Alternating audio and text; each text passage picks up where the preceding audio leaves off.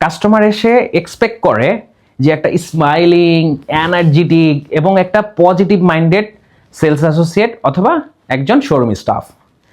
কারণ কি, একটা বোরিং সেলসম্যান চাইলে পারে এক কাস্টমারের যে ফিলিং এবং ইন স্টোরের পুরো ভাইব সব নষ্ট করে দিতে।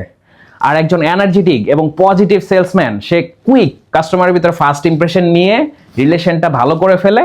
আর তখন কাস্টমারের যে বাইং প্ল্যানটা ছিল সে দেখা গেছে অনেক সময় ইম্পালস হয়ে আরো বেশি বেশি কিনে ফেলে। তার মানে কি, ওই সেলস অ্যাসোসিয়েট কিন্তু তখন বিগ বিল করে ফেলে। সো একটা বোরিং সেলস অ্যাসোসিয়েট আর একজন এনার্জেটিক সেলস অ্যাসোসিয়েটের ভিতর দিয়েই কিন্তু ডিসিশন হচ্ছে যে কাস্টমারকে এখানে কিনবে বা কি পরিমাণ কিনবে। আর লাস্ট অফ অল মনে রাখবেন, একটা ব্র্যান্ডের রিটেল কখনোই শুধুমাত্র সেলস করার জন্য উদ্দেশ্যে রিটেলিং করে না। তারা সবসময় ফোকাস করে যে কাস্টমারকে একটা বেটার শপিং এক্সপিরিয়েন্স দিতে, যেন কাস্টমার আবার আপনার শোরুমে শপিং করতে আসে।